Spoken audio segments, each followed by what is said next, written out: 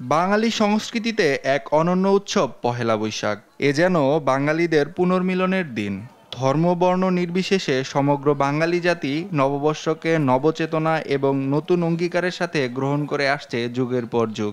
বিগত বছরের দুঃখ হতাশা দূরে সরিয়ে সম্প্রীতি ও বন্ধুত্ব চেতনায় একত্রিত হয়। বর্ণিলেই নববর্ষকে স্বাগত জানাতে গুলশানের শাহাবুদ্দিন পার্কে দেখা যায় রং বেরঙের আলপনা। পহেলা বৈশাখের আমেজে উচ্ছ্বাস প্রকাশ করছেন তরুণ তরুণীরা। যে দেশের একটা কালচার, এটা আমার ফার্স্ট টাইম, আমি কখনো আলপনা করি নাই, আজকে প্রথমবার আসছি। আমি সত্যি খুব ভালো লাগছে। অনেক ভালো লাগছে মানে সবাইকে দেখে মানে নতুন বছরটা অনেক শুভকামনা সবাইকে।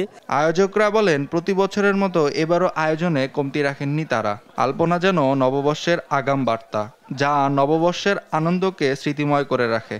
This is the first time এখানে হলো গুলশান সোসাইটিতে আমরা করতে পারছি আর কি। সবাই আসছি এই রাতের বেলা, সবাই মানে স্বতঃস্ফূর্তভাবে পার্টিসিপেট করছে। নতুন বর্ষ নতুন দিন, এবং আমরা বিশ্বাস করি যে যেভাবে এই মানে রাস্তাগুলো কালারফুল হয়ে যাচ্ছে, এমন প্রতিটা দিন বাঙালির প্রতিটা দিন যেমন এরকম কালারফুল হয়ে যায়। মুঘল সম্রাট আকবরের রাজত্বকাল থেকে বাংলা নববর্ষের উদযাপন শুরু হয়, যা কালক্রমে বহমান বাঙালি সংস্কৃতিকে আরও গৌরবময় করে রাখে। নাইম আফসান, দেশ টিভি, ঢাকা।